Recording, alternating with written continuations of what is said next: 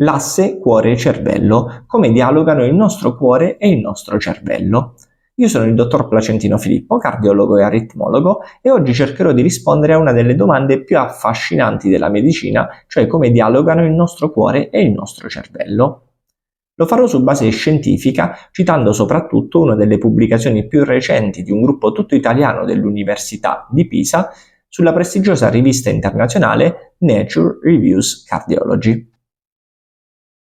I colleghi hanno identificato 3 vie primarie di comunicazione tra cuore e cervello e le hanno chiamate via neurale, via meccanica e via biochimica. Ora cercherò di spiegarle nel dettaglio con le parole più semplici possibili. Prima di continuare però, se vi interessa questo argomento, vi invito a condividere questo video e a seguirmi sulle mie pagine social Facebook, Instagram e YouTube, Dottor Placentino Filippo, cardiologo e aritmologo.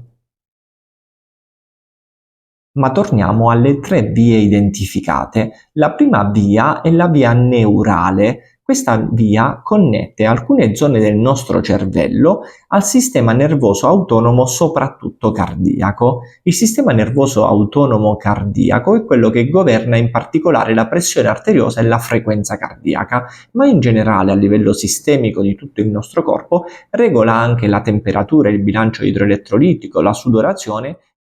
La seconda via identificata è la via meccanica. La via meccanica è quella che risente delle pulsazioni delle arterie cerebrali dovute ovviamente al battito cardiaco, e questa sembra essere una via privilegiata di comunicazione e dialogo tra il nostro cervello e il nostro cuore.